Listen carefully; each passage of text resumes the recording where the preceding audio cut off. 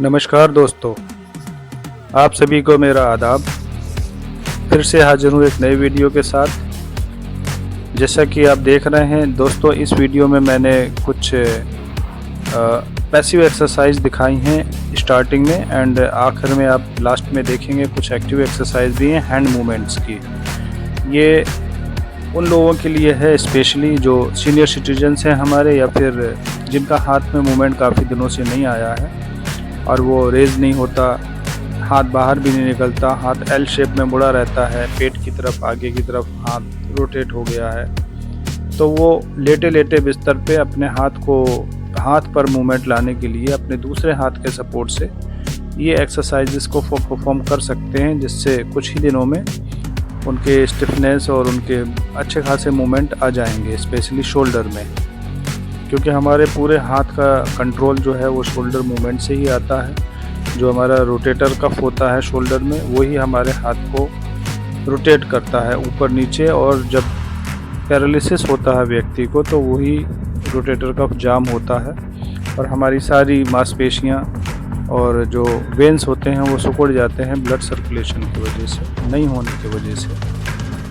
तो आप इसको धीरे धीरे सुचारू बना सकते हैं। अगर आप इस कंडीशन में नहीं है कि आप खड़े हो पाएँ या कुछ हैवी एक्सरसाइज करें, तो आप लेटे लेटे बिस्तर पे ही ये चीज़ें परफॉर्म कर सकते हैं, जैसे मैं डेमोन्स्ट्रेशन दे रहा हूँ यहाँ पर।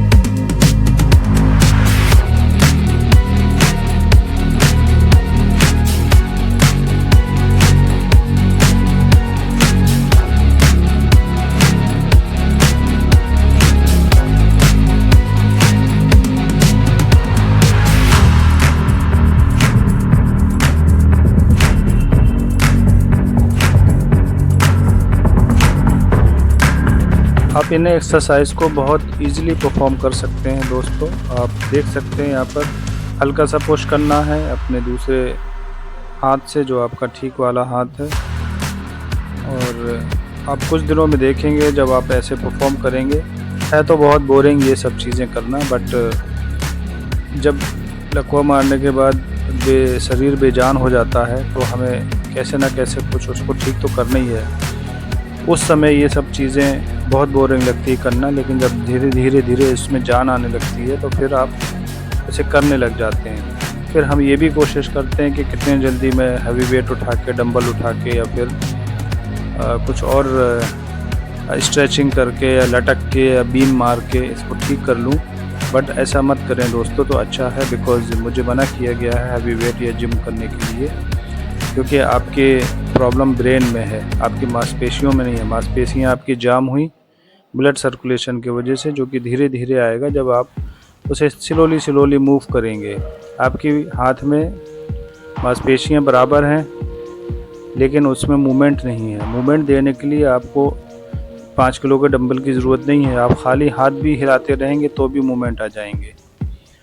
तो जिन लोगों की कंडीशन फ्लैसिड कंडीशन है, या फिर जिनके हाथ अभी बहुत वीक है, तो आप दूसरे हाथ के सपोर्ट से, जिस तरीके से मैं यहाँ पर आपको डेमोन्स्ट्रेशन दे रहा हूँ, आप उसे परफॉर्म करिए और डेफिनेटली कुछ दिनों में आपके दोस्तों ये मूवमेंट्स आने लग जाएंगे धीरे धीरे। आपकी स्टिफनेस शोल्डर की, आपकी स्टिफनेस जिसकी वजह से शोल्डर जाम होता है, रोटेटर का बंद हो जाता है, वो सब मूवमेंट आ जाएंगे। सबसे अच्छी बात है कि आप इसे बिस्तर पे लेटे लेटे ही कर सकते हैं, क्योंकि जब आप हाथ को रेज़ करते हैं तो इसका बहुत बड़ा सपोर्ट मिलता है बेड का। आप अगर यही चीज़ खड़े होकर या बैठकर करेंगे चेयर पे तो शायद ना कर पाएँ।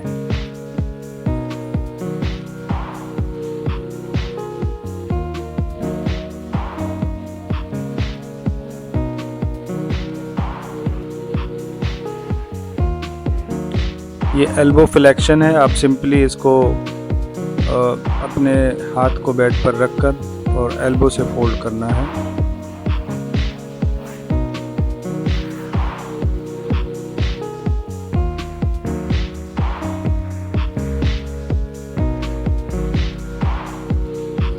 थोड़ी सी स्ट्रेचिंग दे रहा हूँ मैं, बिकॉज़ मेरे हाथ तो काफ़ी ठीक है। अब मैं यहाँ पर आपको डेमोन्स्ट्रेट करूँगा थोड़ी सी एक्टिव एक्सरसाइज। जब आपके हाथ में सफिशिएंट मूवमेंट आ जाए, थोड़ा सा पावर आ जाए, तो आप हाथ को अपने ऊपर रेस करके स्ट्रेचिंग करिए, सो दैट आप अदर मूवमेंट्स ईज़िली कर पाएँ और बिना किसी सपोर्ट के करें खुद से।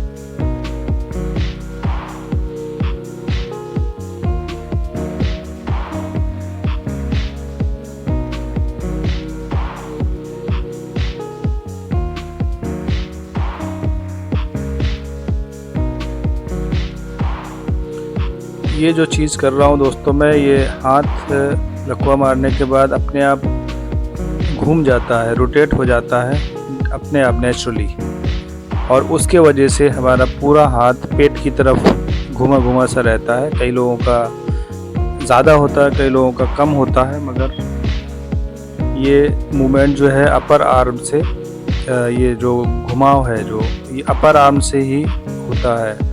तो ये एक्सरसाइज मैं बहुत किया करता था बिगनिंग से ही।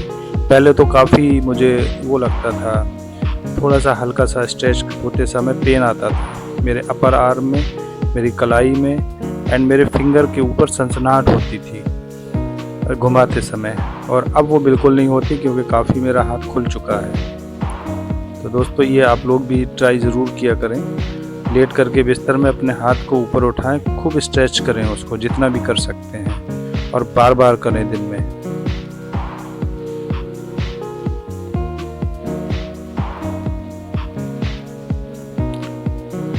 दोस्तों ये शोल्डर एक्सटेंशन है, ये आप खड़े होकर के, बैठ करके, लेट करके, कैसे भी करते रहें, ये हमेशा करते रहें। इससे आपके हाथ के मूवमेंट्स, आपके स्टिफनेस, आपकी स्पास्टिसिटी सभी में कमी आएगी।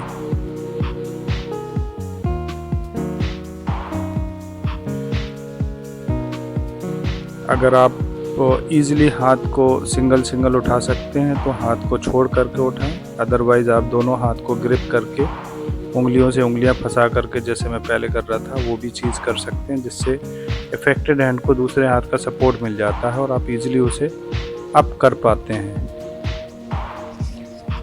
इस वीडियो में दोस्तों बस इतना ही। ये वीडियो बहुत छोटा सा था, आपके हैंड मूवमेंट्स के लिए, स्पेशली सीनियर सिटीजन्स के लिए बनाने की कोशिश की थी।